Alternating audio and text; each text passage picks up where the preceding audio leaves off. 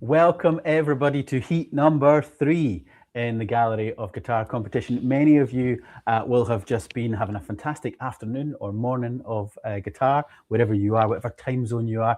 You'll have been listening to heat number 2 and the fantastic 8 guitarists that performed in that. The level was incredibly high, as it was last night as well with heat number 1. And we come to the business end of things today. This is our final heat, which means after this, the jury will go away and deliberate and think about all the performances that they've heard. And then, of course, we will be making a decision. The jury will come to a decision on which guitarist they want to bring out to St Andrews in July in Scotland to participate in the grand final at the Classical Guitar Retreat. Kate and I will be jumping on to do a results show, which we'll give you more information about at the end of today's heat. So obviously, we have 2 judges that have been with us all afternoon in Matthew Cochran and Uros Baric. They're back after a quick break. Gentlemen, Matthew, are you ready for some more? Always. And Uros, can you take any more? Of course.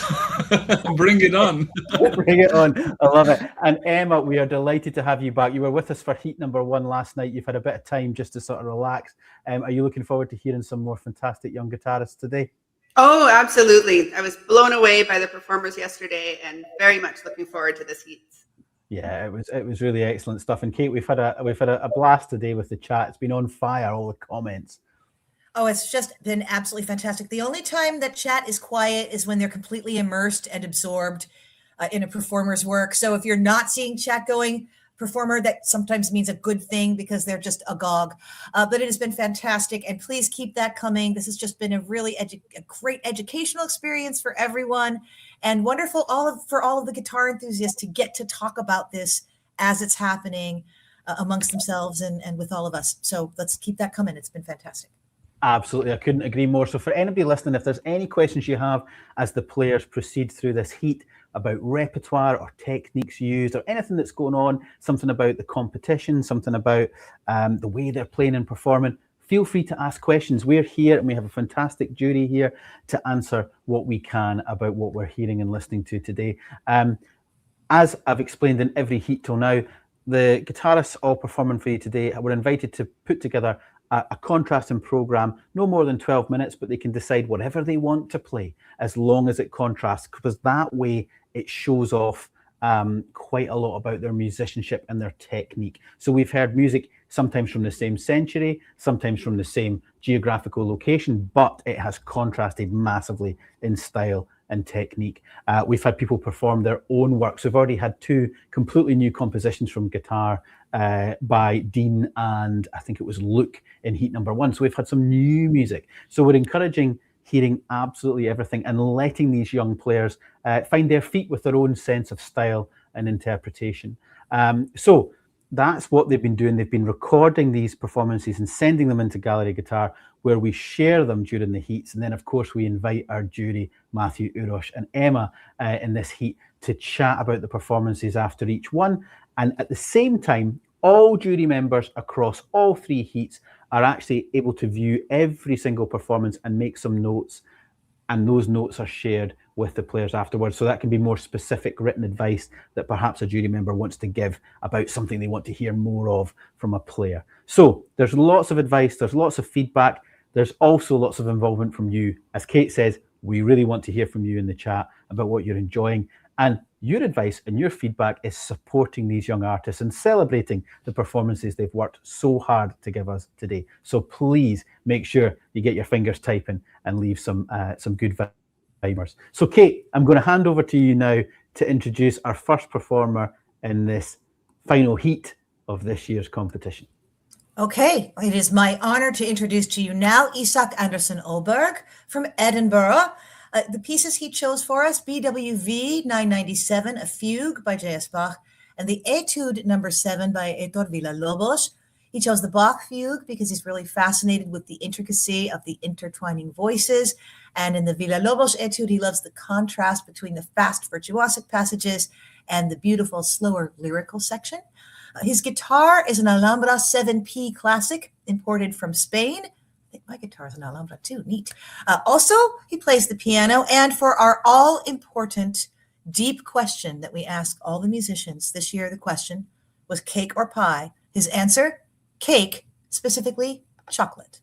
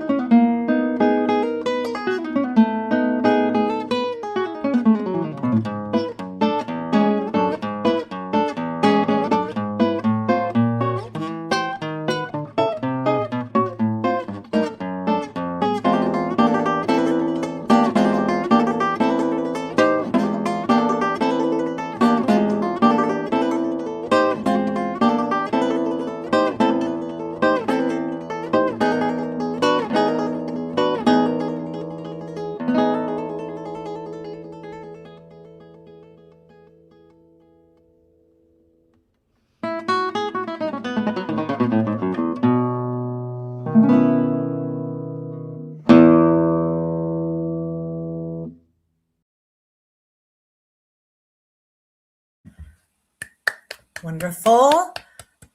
Bach Fugue, Villa Lobos Etude. Interesting. Okay, I have a question. Emma Rush, I want to start with you right off the bat, which is that an etude, okay, it's a study piece that usually focuses on a particular technique to challenge the guitarist. What was the technique that was the focus of this particular etude, and how did Isak do with it? Oh, there's so many. Okay, right, okay. I feel like that's a bit of a trick question. Is it too big of a question? Okay. I mean, obviously there's we start off with lots of fast scales, and Isak was definitely ripping through those. But I mean, what really struck me in that piece, in the etude, was just the different energy he brought to the different sections of the piece. And that, he mentioned that he loved the contrast in the piece. And I thought he did such a good job bringing that to life. And it was like, you could really feel like different parts of his own sort of musical personality in each part of the etudes. And yeah, that was something I really enjoyed from that piece. Love that. Love that. Thank you. Thank you. And okay, Uros, what was your take overall here? I liked many things. I think one thing that struck me is how well he controlled the voicings and different voices in Bach. It was always very clear, and the sound, the tone was always clear, and I could follow the melody of the fugue throughout, no problem whatsoever. And even though the composition is very busy, it never felt rushed in a sense. So I think a lot of things to like here. I think in terms of scales, it still needs a little bit of work in certain parts, but overall I felt it was really compelling and strong performance overall. Thank you. Matthew? Absolutely, yeah. No, I'm kind of engrossed. I know. What a beginning to heat number 3. I mean, just when you sort of think, where's the next really talented kid going to come from, and then Isak just gets on with it and does that. I mean, I was thinking about the age of some of the competitors as well. To be doing this at such a young age and to be dealing with such heavy material. I mean, I kind of really was just taken with the Bach. Like I was kind of looking for things that might not be quite fully developed yet. And of course, there was a few things, and you mentioned that the scales there, Uros, as well. But Matthew, what did you think? I mean, I was just kind of like really quite engrossed there. What was your take on Isak's playing? Yeah, I think, well, not just Isak's playing, but also the repertoire itself. I think when repertoire that we've heard before meets a performer that we maybe haven't heard before and an idea that we maybe haven't heard before, then we're starting to get into the excitement of what a competition can be. One thing I think that Isak decided to do with the Villalobos is to, instead of articulate each note of the scale, he decided that he would create slurs in this very famous opening passage. I thought something that struck me was that the slurs happened in every scale except the final scale at the end, which I thought was an interesting musical choice. I'd love to hear his thoughts about like what went behind that decision, That's interesting. Yeah, but I mean, maybe sometimes it's given a bit of variety or something. Like it could be an element of surprise that he's wanting to sort of get out of us. And it's interesting, when the students are faced with the task of recording themselves, it's different. They listen in a different way. It's hard. It's a hard process when you start recording yourself. The camera or the microphone, they do not lie. So, when you're trying these ambitious ideas, which could be interpretive devices, to, elicit some response from your audience in terms of the interpretation, it's a little bit like what Tracy was talking about in Heat 2 that Barweco had said to her. You have to be ahead. You have to be thinking in your mind ahead of the music and how you're laying it out to everybody. So, I mean, what a fantastic start to Heat number 3 from Isak, and what an amazing amount of ability to have shown at that age, I think, taking on that repertoire, that's really impressive. So we're going to move on to our second competitor of this evening heat.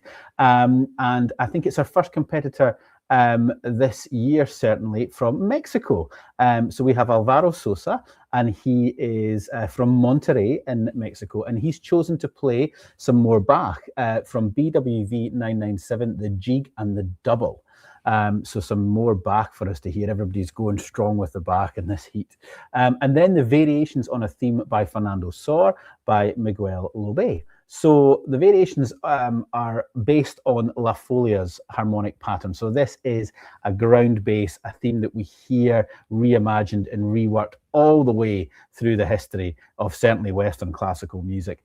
It's been used in countless pieces, and eventually it usually gets round to showcasing technical and expressive prowess.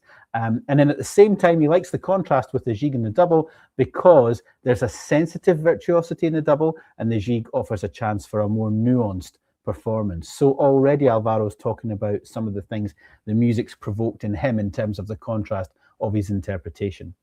Alvaro is from Monterrey, but his guitar is from Paracho in the state of Michoacan. I think that's pronounced roughly correct in Mexico. It's famous for its large concentration of guitar workshops. It was built in 1999 by the luthier Fructuoso Zalapa. I apologize if my Mexican pronunciations are not so good, but I'm giving it a good Scottish try here. While studying in his undergrad, he got it secondhand as an upgrade from his previous student model guitar, and it has withstood the test of time. It's taken on the further postgrad studies and a professional career. So it's a real workhorse. It's a companion, his musical companion from life, it seems like. It's fun fact, he also plays the Renaissance lute, the Baroque guitar, the theorbo, the electric guitar, the bass guitar, the romantic guitar, the ukulele, the charango, the jarana. So his colleagues just say his bedroom is basically a music teaching room with a bed. And when it came to Kate's question about cake, which is better, cake or pie, he said it's cake. It's a chocolate flan cake, also called pastel diplomatico. So let's have a listen to Alvaro.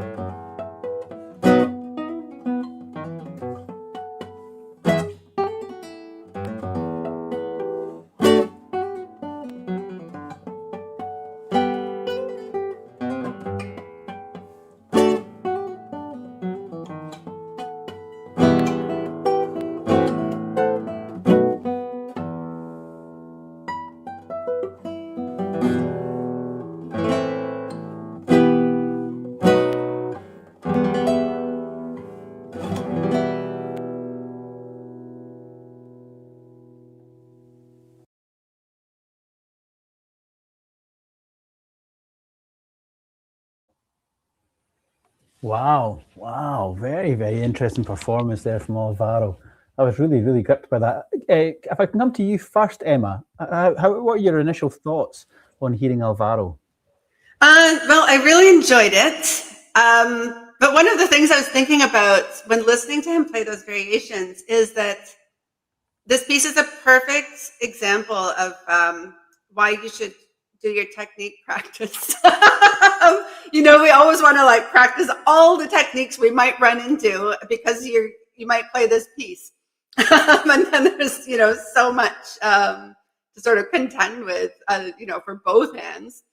But I thought there were just so many beautiful moments in that piece. Some moments of like incredibly beautiful phrasing. And then some things like the variation with the harmonics was so crystal clear. And I thought he gave that, passage so much space to breathe and just let himself, have enough time to get those notes really beautifully clear.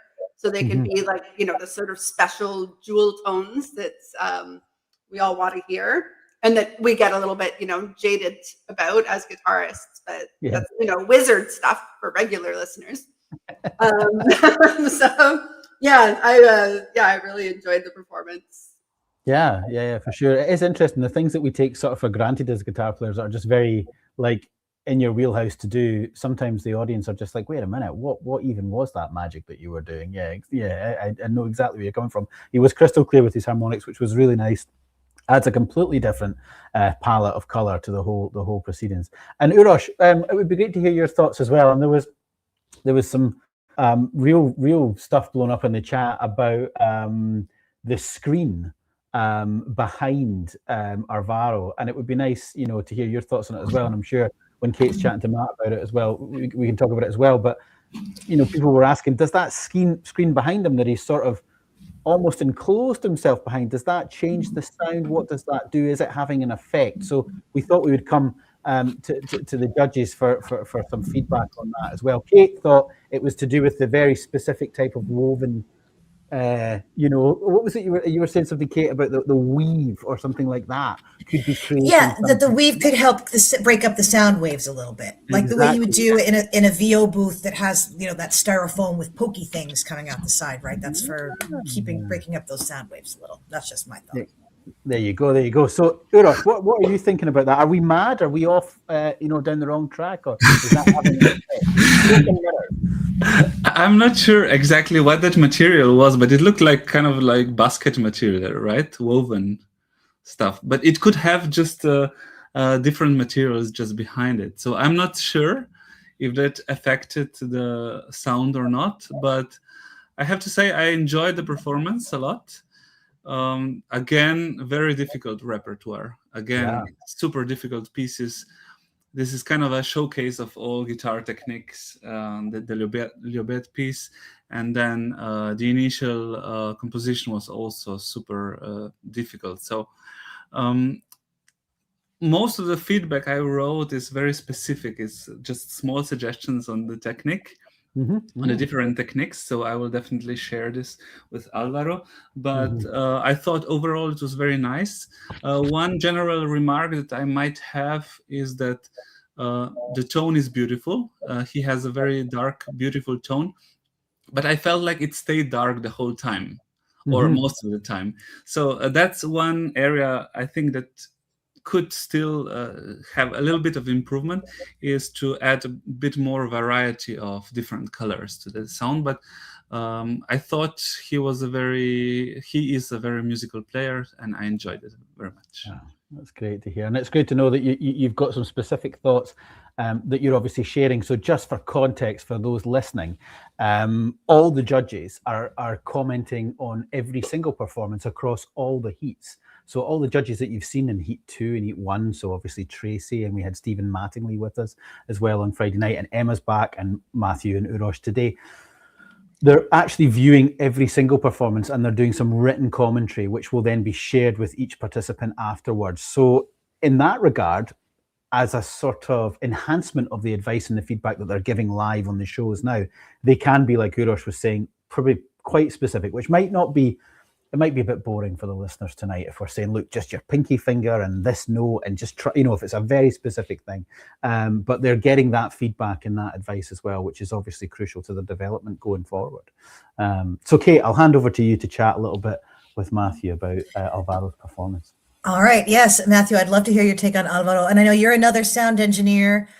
My 2 cents was just that he may have been in a big bouncy room and he created something to kind of close off the bounce a little bit. But then again, that material wouldn't deaden the space too much. But, what do I know? I would love to hear, though, your take on everything from the sound to that really complicated La Folia, everything happening there, because there was a lot going on. Yeah, there was. And I think the sound was quite good. Again, I don't know about the material, and so I don't know how reflective the material is. I think it sounded good. It sounded clear, not too boomy, not too dead. So whatever the decision, I mean, I think there is a tendency to believe that there's a right way to do things and a wrong way to do things when we're, recording sound. And there are some things that will yield certain results, decisions that we make, and other decisions that we make that will yield other results. And so your preferences are always, I think, probably the best way to go. As far as the performance, I thought it was extremely excellent work on extremely difficult material. If I have any comment in terms of improving the interpretation going forward, I would say that dance movements in composers like Bach or Weiss, Baroque composers that we often play.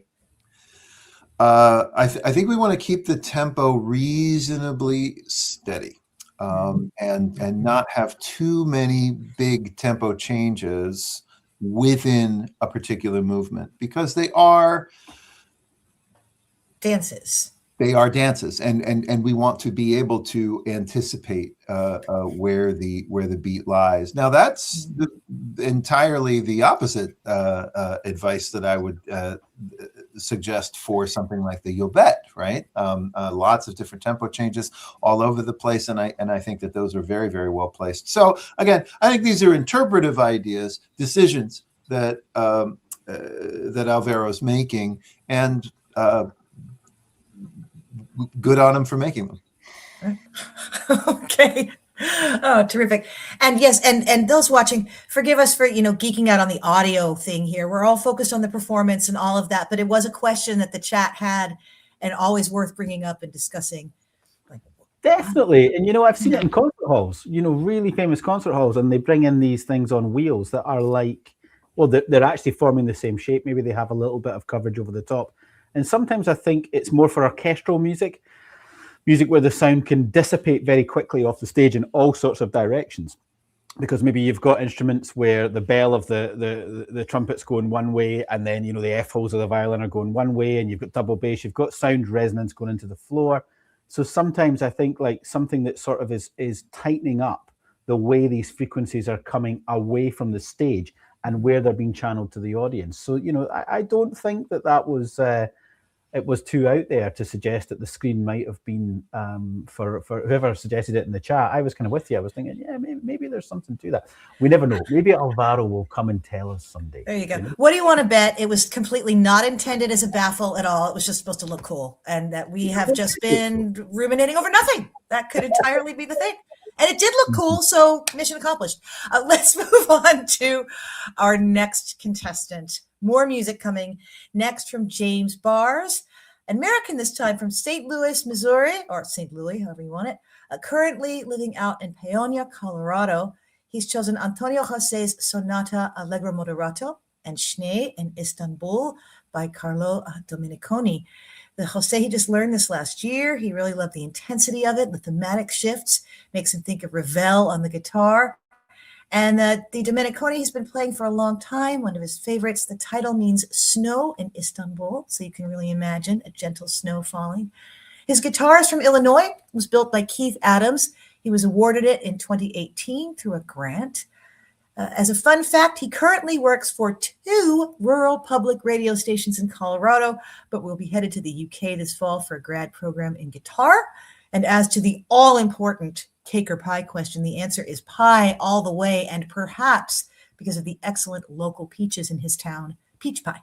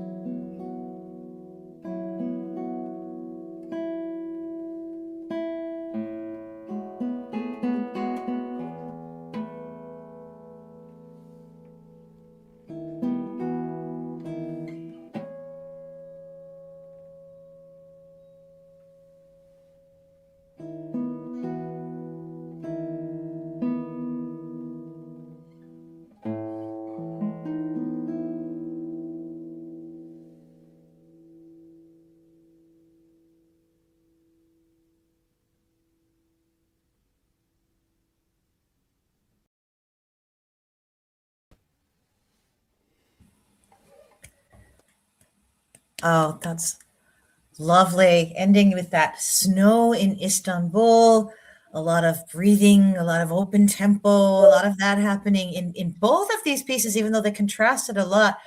Let's start, Emma Rush, with you and your take on these two performances from James. Oh, I really enjoyed them.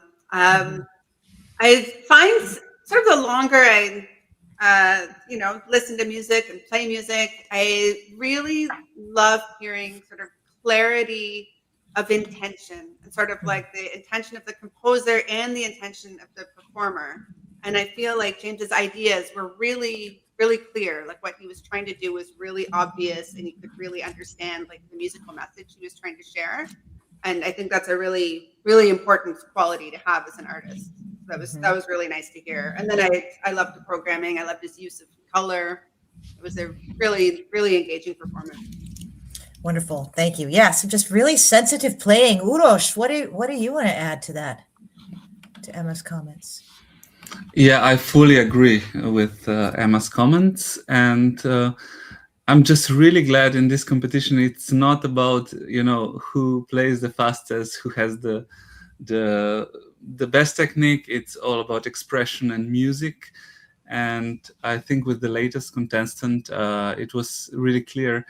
Jose Sonata was interesting to me because it's different to what I'm used to hearing, in a sense, but also refreshing in another sense. So it's maybe a little bit more romantic way to play it, taking more time in between the phrasing, perhaps less dance-like, less straight. But it was all intentional. I could agree with every decision behind the changes or different interpretation. And I loved the second piece as well. It was very atmospheric. And he is a very sensitive player, so it suits him, this kind of repertoire. Those long resonances with very beautiful melody lines. So I thought he did excellent.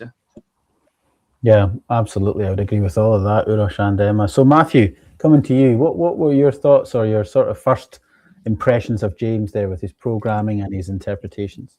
First impression, of course, comes from the Jose Sonata, and I thought that something that James does very, very well is to think about how to create a sense of sustain in a piece that is very difficult to sustain. And normally, guitarists tend to focus on the upper line in order to create that sense. Sometimes it's possible and sometimes it isn't. We have to get our hand from one area of the fretboard to another very quickly, and legato might be, in fact, impossible to be able to achieve there. And James is very clever in creating a sense of legato by allowing the very tip of his first finger to really rest on the sixth string and on the fifth string, so that we get this very sustained bass note while the melodic material is sort of moving around. And that struck me as an quite intentional and actually quite cultivated way of solving a problem that the composer creates by writing such interesting music in the top line. Yeah, that's. I mean, I think all the comments there from all three judges have been really insightful about how to look for different things and different things that people are expressing and deciding to share. So there's often, if you'll forgive me, just a little, aside here from McAllister. There's often a sort of reaction when you're listening to something, and you can attribute then a particular thing to a particular person at that time. But that is only what's happening at that time. That's not necessarily what that person does in another scenario, with another piece of repertoire, with another challenge, musically or technically.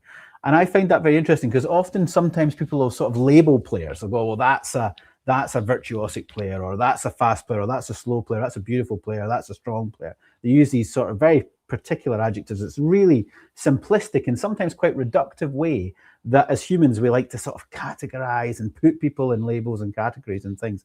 And Uros, when you were sort of saying, oh, it's so expressive, and it's something you like about the competition is that we're allowing people to, for example, express themselves in a multitude of ways, write their own music, choose their own programming.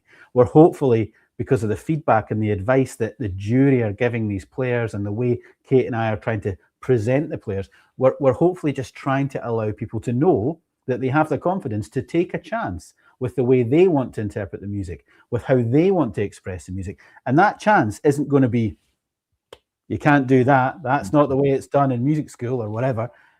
That's going to be given legs, it's going to be given time, it's going to be given a little bit of ground to sort of bed itself in and see where it goes and see where it takes them. And that's why I think we've had so many people coming back through the years. I mean, I know we're only on year 3, but we see so many previous competitors changing and developing through it. So it was really delightful to hear that already actually kind of coming through in James's playing. And if I think of the 2 prize winning, if you know, I mean, it's always about prizes and number 1s and 2s and 3s and all this nonsense in music sometimes. But if I think about Eugen in year 1 and Ines in year 2, who eventually came out top in both of these competitions, both of them have been invited to the Classical Guitar Retreat, invited back as teachers, not just to come and give a concert somewhere in the roster of the events that are happening at the Classical Guitar Retreat the next year. They've been invited to the faculty to spend time with all the other teachers, to be educators, to learn and get more and more experience and more professional experience at the beginning of their careers. So Uros is right. We're looking for lots of different things here. We're looking for well-rounded musicians. We're looking to see musicians grow year on year and develop. And, you know, I thought some of your comments there from everybody, Emma, Uros and Matthew, were just so insightful. And that's exactly why we're here and that's why we're doing it. So thank you so much. So let's move on to our next performer, Kianush Robeson. And Kianush, like Alex, who finished Heat 2, is a former finalist. In fact, both Kianush and Alex were finalists together in 2024. So they've been to Scotland, been to St Andrews and played in the beautiful Laidlaw Music Centre in the McPherson Recital Room. So they know the amazing acoustic. It's great to see them both performing again. So this year, Kianush has prepared for us a really beautiful programme. Prelude number 1 by Dale Kavanagh, Canzonetta by Mendelssohn, and In Studio St. Louis by Segovia. And he says about the pieces, the Prelude by Kavanagh is very dreamy, marked to be played freely. Its arpeggios flow and connect like an endless stream, whilst its middle section is very haunting and at times aggressive. The Canzonetta is from Mendelssohn's String Quartet number 1, and it's very bouncy at first, every chord marked as staccato. And then the second section is highly virtuosic with a big tempo change followed by a balance restoring recapitulation. Finally, the Segovia study. The title means etude with light and refers to a time where Segovia briefly lost his sight. The piece is a result of that period and has a gorgeous but tragic wave-like melody in the opening. There's a connecting passage where we hear thumping bass notes, a pedal that leads to a flowing passage of scales and arpeggios that are permeated only by outcries of dissonance. So thank you so much, Kianush, for putting that little program note together for the listeners here on Gallery of Guitar, because that helps them get even more out of the music. Guitar-wise, he's playing a Woodfield Grand Concert guitar built by father and son, Philip Woodfield and Oliver Moore. The fun fact he would like to share about himself is his cat, who is also in the video, is called Annie. And to Kate's searching question about cake or pie, he prefers savoury foods, so in general it would be pie, preferably chicken and leek pie with gravy and mash. What's the difference in America between pie and pot pie? If I was talking sweet food, then cake is best, perhaps a burnt Basque cheesecake. And then he just writes, I'm so hungry now. So by the time he got to the end of that explanation, he was starving. So let's have a little listen to Kianush's offering for this year's competition. Hello there, my name is Kianush Robeson, and this is my first time entry for the Gallery of Guitar Competition 2026.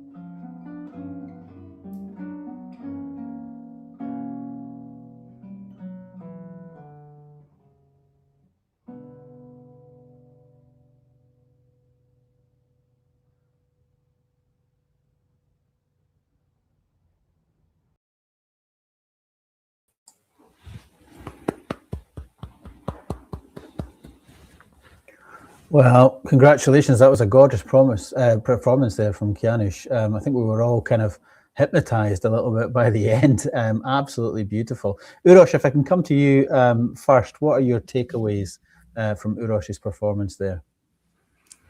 From Kianush. Oh, your performance from Kianush's performance. Well, I was blown away. I thought it was brilliant. I thought everything was it's hard to fault anything. It's just so beautiful. Yeah, just Absolutely. Fantastic playing, great command of the instrument. Great to hear the prelude, which was new to me. The first piece on the program was new to me, and I loved it. So well executed, great balance, perfect intonation, clarity, phrasing. And I thought it was really mature musicianship. So fantastic, really. High praise from you there, Uros. Matthew, are we thinking something similar? We are. I have exemplary written down, and then several lines to, let's see, for Dale Kavanaugh's piece, Campanella, exemplary. Mendelssohn, shifts on the thirds, exemplary. On the Segovia legato, exemplary. Just excellent execution, but also I think there was that is a bit reductive and forgets about all of the other kind of phrasing and musicality that's also in there. So bravo, and well done. Absolutely beguiling. Yeah, that's good. I'm definitely seeing a difference there in the playing. I mean, obviously Kianush is a former finalist, so we know what he's capable of, we know what he can play at. But there, in that particular recording there that he's just put together for this preliminary round, that was shown a level of sophistication and maturity that I think is really encouraging to see. I don't know, that might be the first time you've heard Kianush play. I'm not sure, but what were your thoughts as you were sort of introduced to his program and his playing there? Well, that was the third time I've heard him play. I thought you called Uros a minute ago, so I mean, it's like I don't take it for granted. She's been a judge every time, McAllister. As usual, I was very impressed with his programming. And for people that maybe don't know Dale Kavanaugh's music, she has in her own playing, she has this incredible right hand technique, and that finds its way into her music. And there's always very challenging arpeggios and really sort of things you just wouldn't expect. And they appeared, of course, just effortless in Kianush's playing. And then what I just loved about it is that in 3 short pieces, I kind of felt like I had a concert experience. There was a sort of story to it. It felt really complete, and I felt like I got a really good picture of his sort of musicianship and his personality as an artist. Absolutely. Yeah. Wonderful. Thank you. I was just thinking, Kat was just sitting there taking a sound bath and just enjoying all that, did not move a muscle. And that's, I think, how a lot of the audience felt listening to that music as well. Okay, pardon me. Sorry. Let's hear our next contestant now, Amirah Pranzl. She's from Austria, and she's decided to play the Joaquin Rodrigo's Fandango from Tres Piezas Españolas, 3 Spanish pieces, as well as the Fantasia on themes from La Traviata by Tárrega. The reason she chose these pieces are that they're generally very contrasting in their character, but they both share moments, or more specifically melodies, in which one can envision an opera singer. She says the Rodrigo is quite straightforward in what he wants to express through the music, which she loves, but that she thinks that the Tárrega Arcas is they circumscribe their ideas, because of course that's based on La Traviata, and she loves the way, I like this, both pieces tickle different musical parts of myself, so that'll be fun to hear. Her guitar is a Manuel Adalid spruce double top guitar. She got it a bit more than a year ago with her former neighbor, who just owns a music store. She had had a guitar for 9 years that just did not speak to her, so she was really glad to find a new instrument. A fun fact about her, she is always wearing 2 different socks. And then for the all-important question, she would say it's cake because it's more common in Austria, and she loves a Sachertorte. I can't remember. Anyway, that.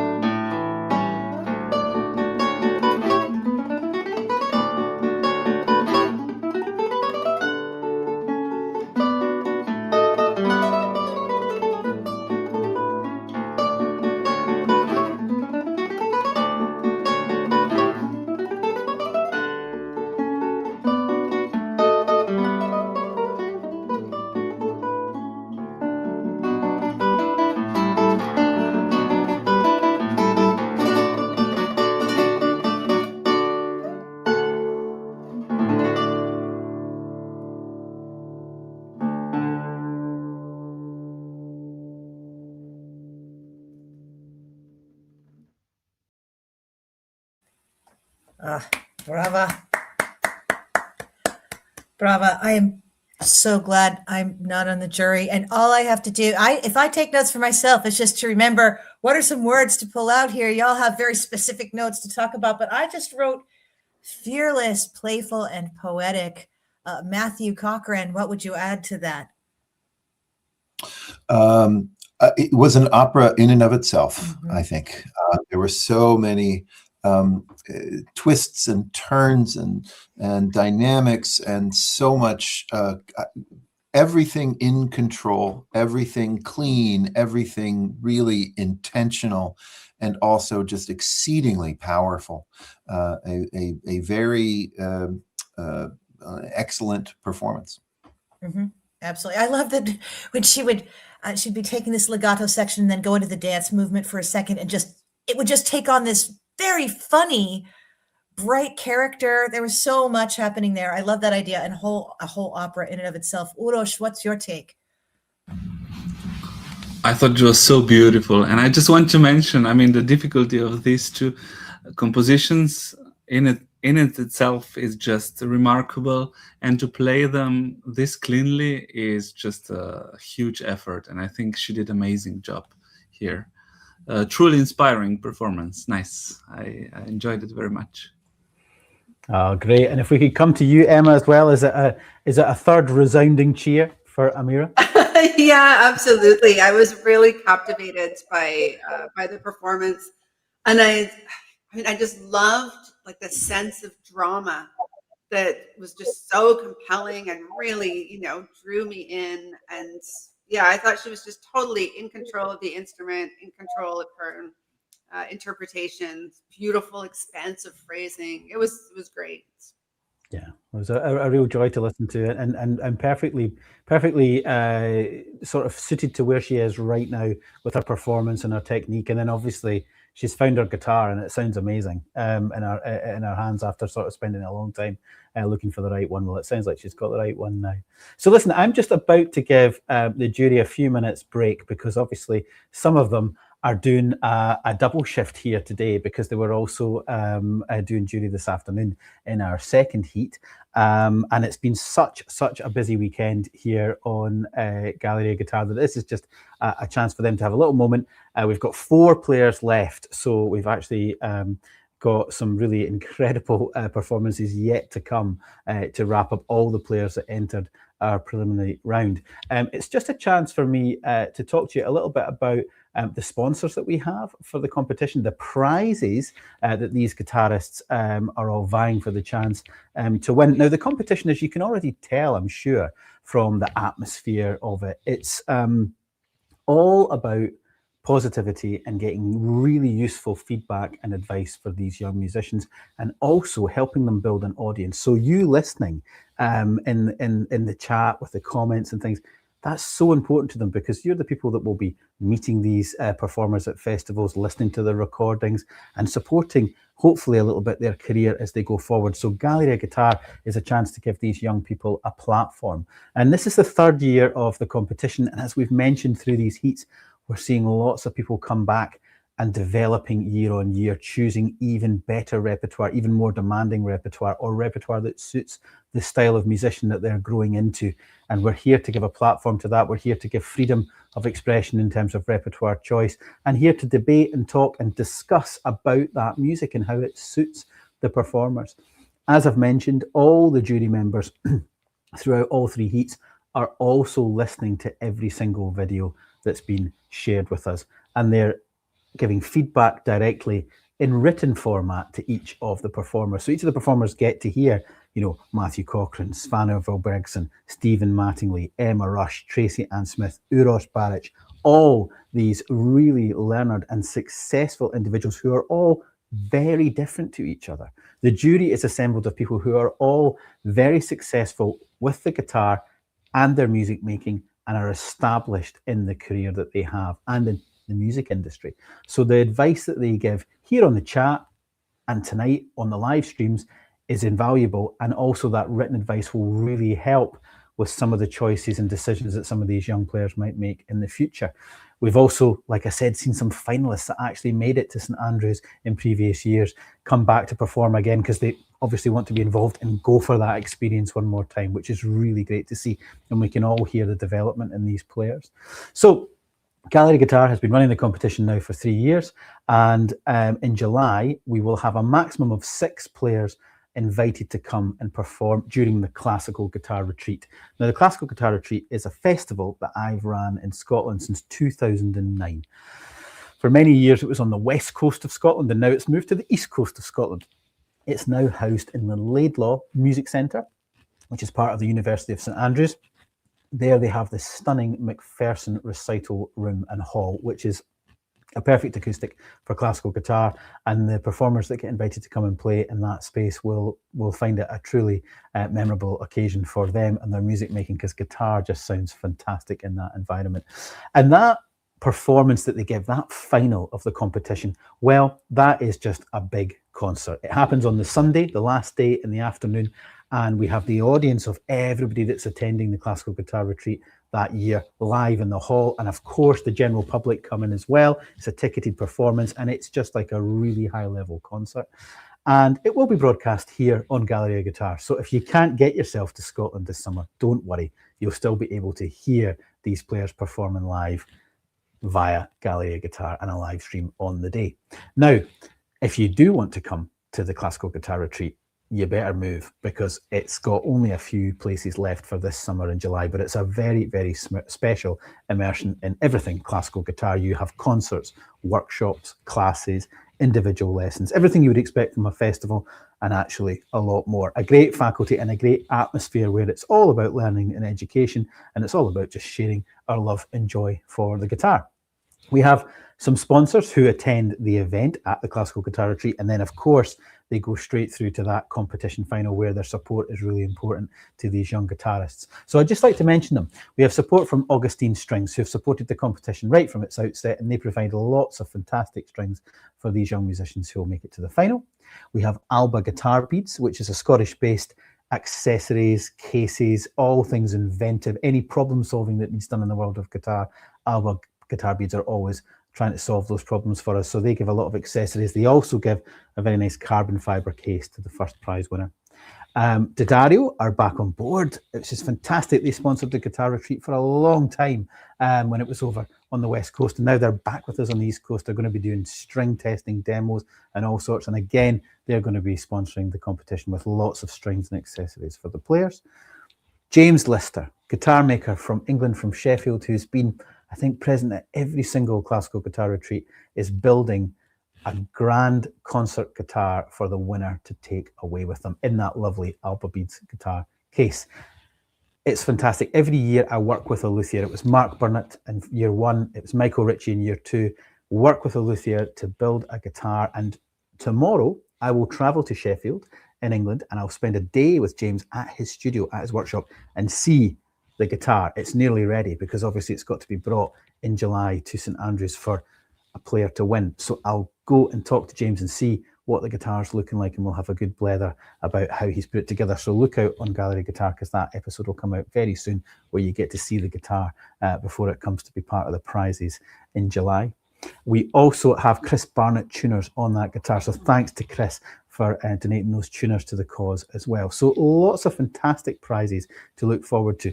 And of course, the prize winner is invited to the next Classical Guitar Retreat to come and perform a concert. And if you were paying attention earlier on in the heats, I mentioned that in year 1, Eugen Treco won, and in year 2, Inés de Sosa won. And both of those performers have been invited back, not only to give a concert at Classical Guitar Retreat, but to join the faculty and become teachers as well, which is really important experience and professional development for the next stages of their career. So that's why this holistic approach to everything in the competition is so important, because we are getting to know these individuals, these performers, these young musicians, and seeing, obviously, if they can cut it on the stage, which they can, but then could they offer something more in the world of education? That's something very special as well. So here we are. I think our jury have probably got themselves assembled again, and we can continue on to our next performer, Yeah, everybody's back. There we go. Fantastic. So I'll tell you a little bit about our next performer of the evening with 4 more to go.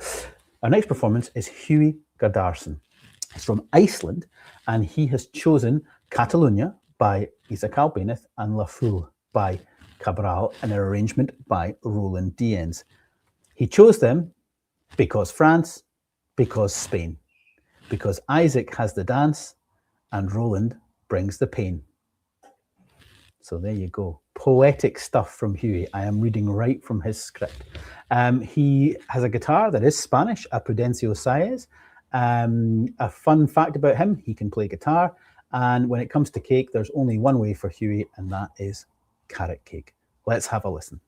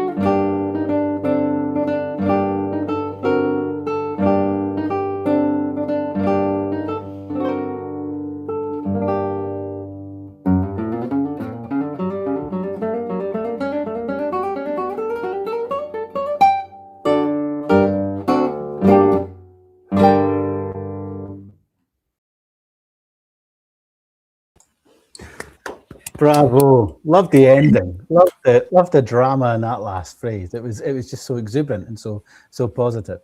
If I could come to anyone on this performance, I think I'd really like to hear from Uros Baric on this one. So Uros, can you tell me what you were thinking there about Hugi's performance? Really interesting choice of repertoire.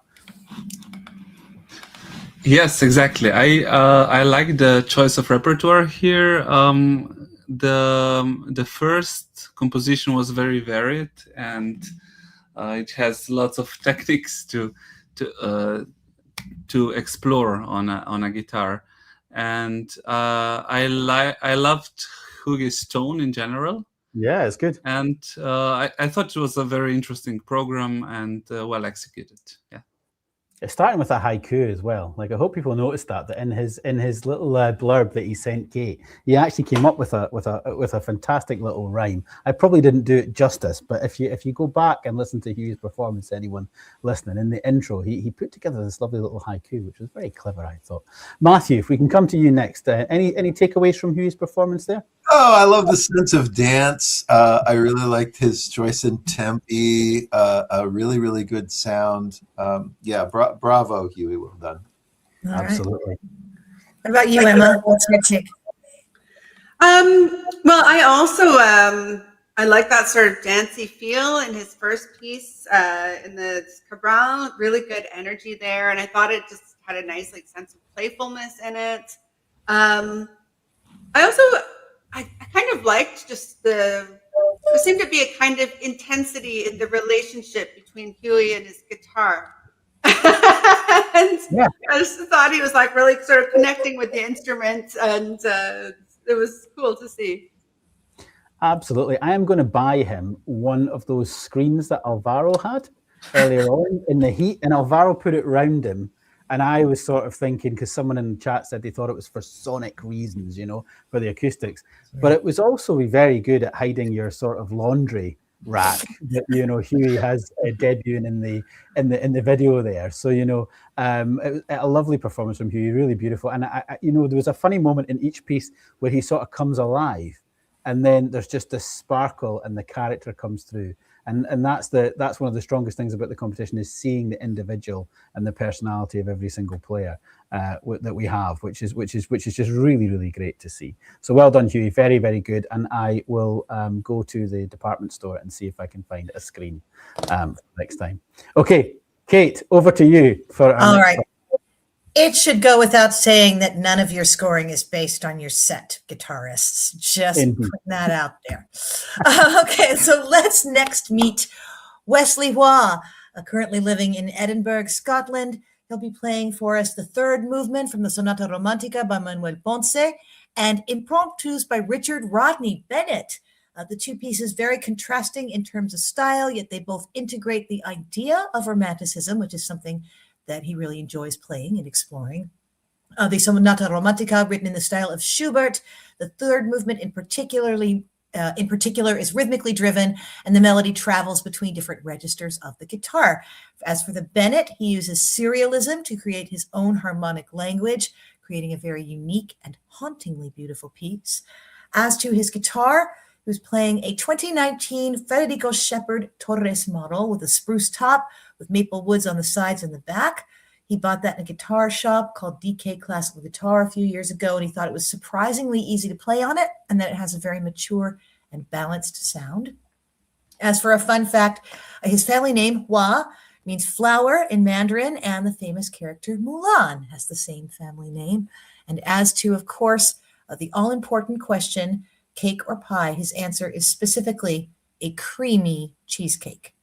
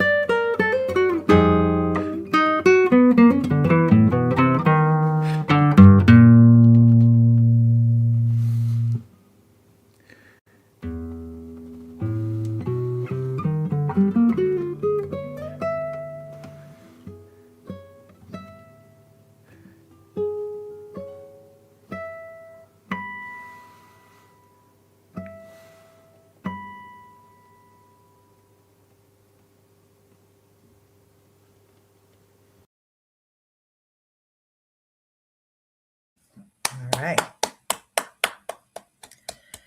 Some very complex and intense music there. Matthew Cochran, let's start with you. What's your take on that? I love those Bennett impromptus. I think that they were really special pieces, and I think Wesley did wonderful work with them. And I thought the Ponce was very strong as well. Now, before I make this comment, I should say that this has absolutely nothing to do with a take on a performance, which I think is what a competition should be focused on. But I will say that in a room that doesn't have a lot of reverb in it, you'll do yourself a bit of favor by pulling a microphone out by just a couple of feet, so that it doesn't pick up all of the tiny little noises like buttons moving and sort of sleeves going over the top of the guitar. Strangely, because a microphone is just a little farther away from the instrument, it'll actually give us a sense that the sound is a bit clearer because we're not really getting a sound that may be unintentional to distract from all of the sounds that are so wildly cultivated and so carefully put together, and all of the beautiful phrasing, etc. Again, has nothing to do with the way we would judge a performance, merely a suggestion for players who are considering doing online competition in the future. Okay, all right. Thank you, Matthew. Uros, what's your take? Yeah, fully agreed.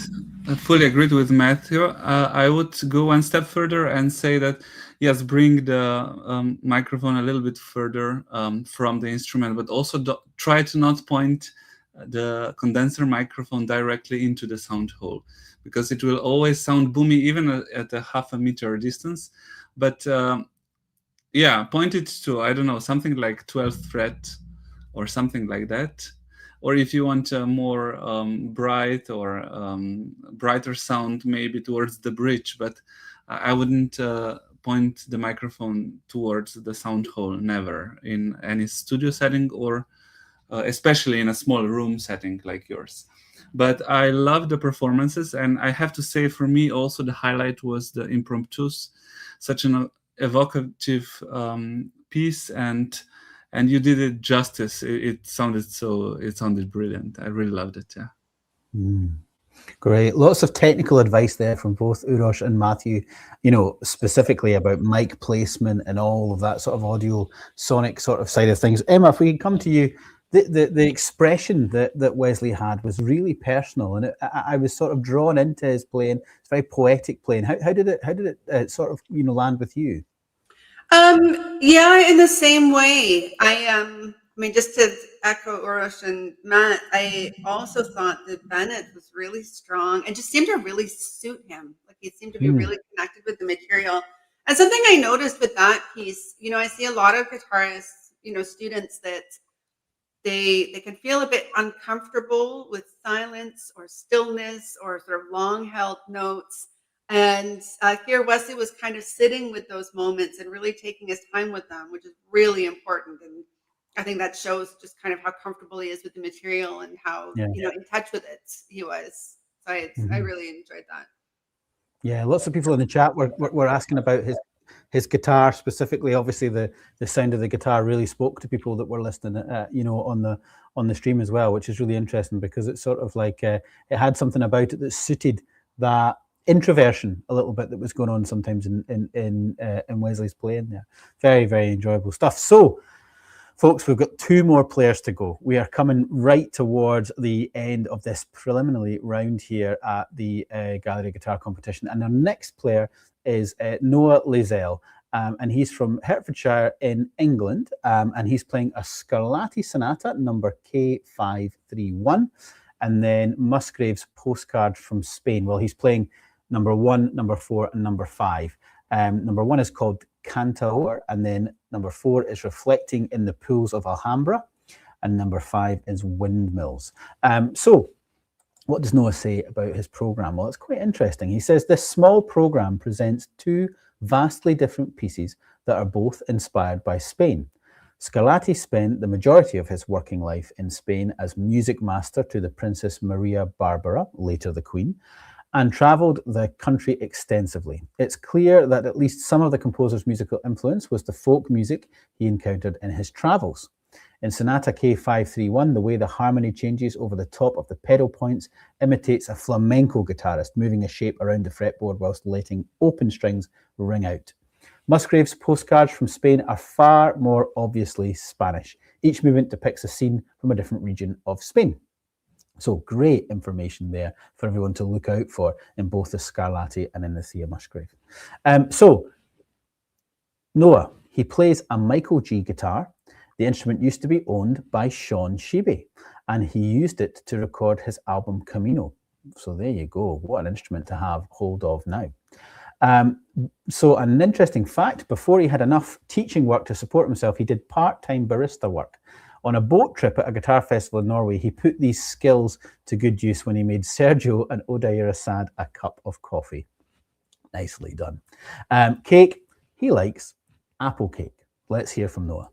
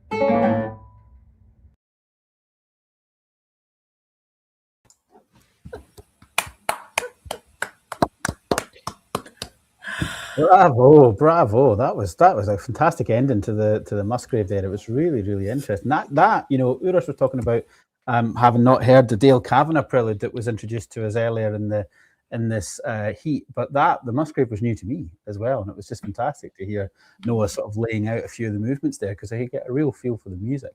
Uros, how did Noah's performance come over to you before? I think you've maybe heard Noah play before, possibly in the past.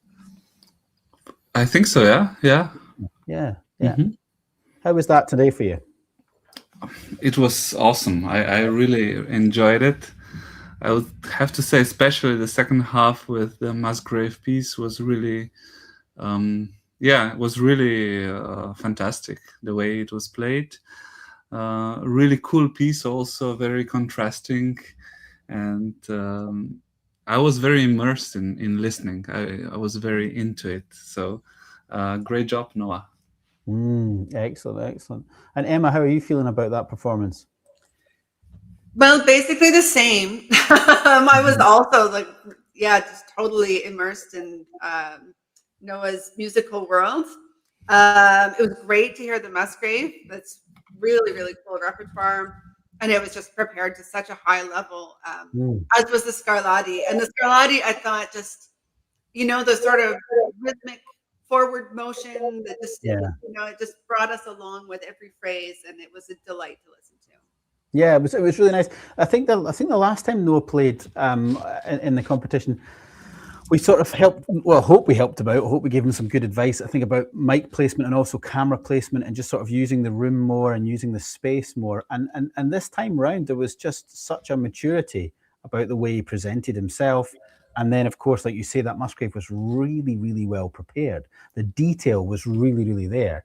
And this time, I think then we're led into the performance much more. There's so much more that we can look for and hear going on in his performance, just with that sort of subtle change to how the presentation is. I thought that was great to see.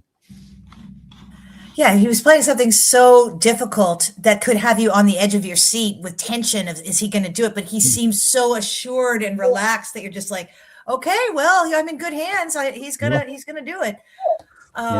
Yeah, great musicianship there. Matthew Cochran, what's your take there? Excellent, really, really wonderful, and always exciting to hear music that is in the repertoire, but not always gets played. And I think the Musgraves is a very deserving work and an excellent addition. I thought that what Noah did with a gesture that happens quite a bit in the Musgrave is that there is sort of static harmonies occurring between a couple of strings, and then a lot of motion in the bass. And sometimes that can be difficult to pull off. And I think it is difficult to pull off in this piece in particular, but Noah makes it look like it's not difficult to pull off. So congratulations there. Yeah, just so well done. So well done. Thank you, Matthew. All right, friends, are we ready for our final performer, our final contestant for this heat? Okay, so I would like you all to meet. I'm honored to introduce Flavius Wagner to you from Stuttgart in Germany. He chose the Prelude BWV 995 J.S. Bach and the second movement of the Sonata No. 3 by Manuel Ponce. He says that the Bach shows kind of an improvised entrance, which was usual for the time with the heavy tension-giving chords. And the Tréviste is the opposite, the easiness and the joy that you hear when he composed it. The Chanson by Ponce gives a beautiful contrast from the 20th century, but it's based on an easy melody line, but it's very warm and smoothly harmonized. He's playing a guitar from Australia. I think that's Kim Lissarag, I think. A fan of Scottish beers. And he just says very simply, for me, it's the cake.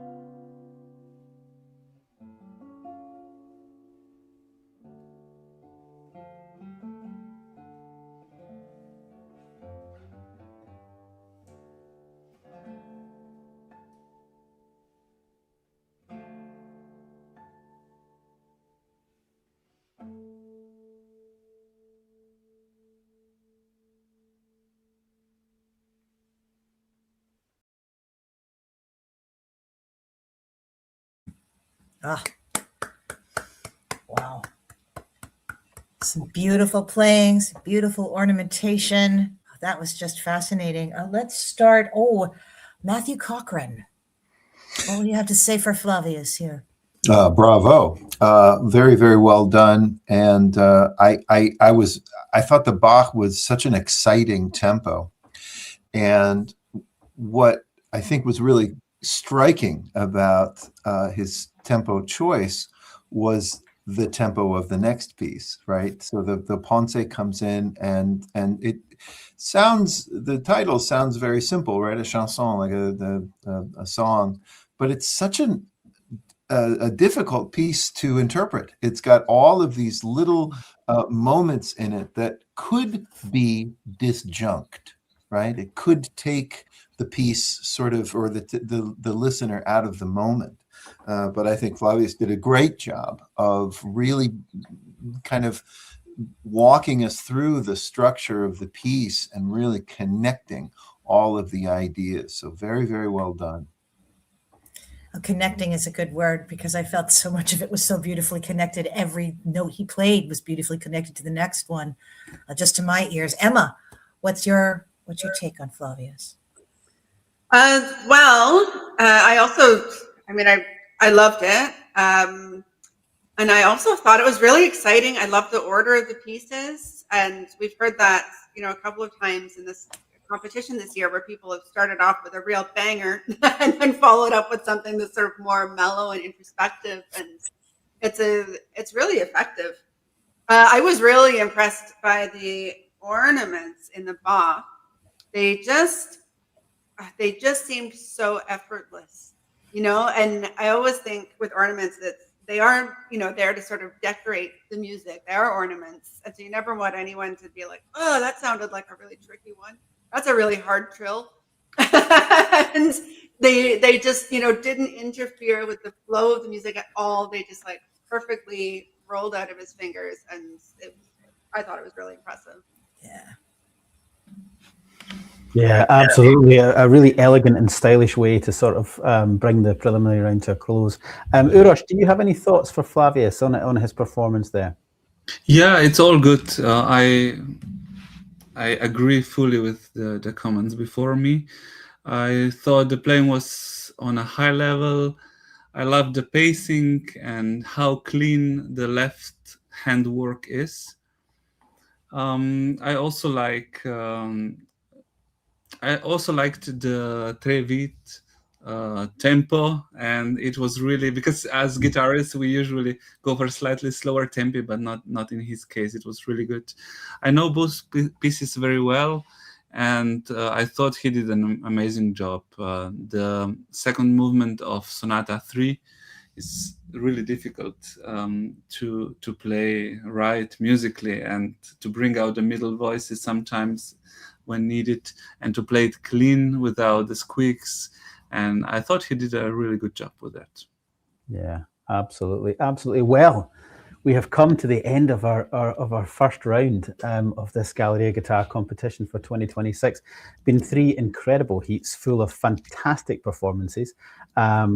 Really special. Lots of new faces to the competition, lots of new pieces, original works, repertoire that we weren't all completely familiar with, which is just the excitement of these young people bringing the pieces that they really love to the show and to a bigger audience. What happens now? Well, the work is not finished, all of our jury over the last 3 heats have now got to, of course, make sure they've listened to every single player that's competed from last night and through the heats from today. And then they'll feed back all those scores to Kate and I, and we will then know the decision of who the jury feel should progress to the final in St Andrews in July. There's a maximum of 6 players that can go through to that final. I think there were 5 last year and 6 in the first year. So it varies just depending on where things come out once all the deliberations have happened. So we will be getting on Gallery of Guitar very soon for a live stream. Kate and I will come on with a results show, and we will get a chance to share with you who is coming to St Andrews in July, which is extremely exciting. From me at this stage, I would just like to thank all of our jury members through these 3 heats: Stephen Mattingly, Tracy Ann Smith, Svana Vilbergson, and obviously with us this evening, Matthew Cochran, Uros Baric, and Emma Rush. Thank you all so much for all of your advice and feedback that you've shared with all of our young musicians. I know it's going to be really helpful to them. Kate, thank you for steering me the right way when I was flagging there, you know, after 5 or 6 hours or however many hours of guitar we were listening to. It was amazing. You've just been the best co-host ever. Thank you.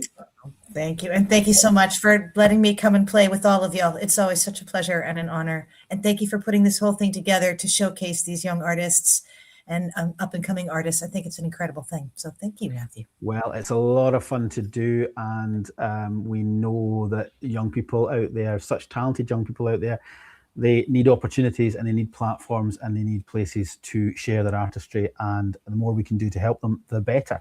And after all that, it is just the chance to thank everybody that has been listening, because without the audience jumping in on the comments and the chats or just listening to the lovely music, and of course, you can listen to it now. You can do your ironing, cook your food, do whatever you want. Have it on in the background. Listen to all these young people playing away. You can come back and revisit these heats again before we get to St Andrews in the final.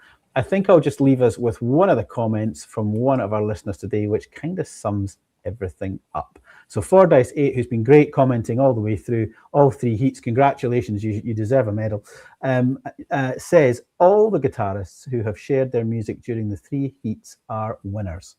A breadth of music, playing styles, interpretations. It has been a pleasure to hear and see you. Thank you. So totally, I know we all absolutely agree with that and second that. That is what it's all about. And it's been so great to hear everybody that's performed. So we'll be in touch very soon. Keep your eye on Gallery Guitar, because a results show will follow in the coming days once all the information has been brought in and we've collated all the scores. So see you all very soon. Bye for now.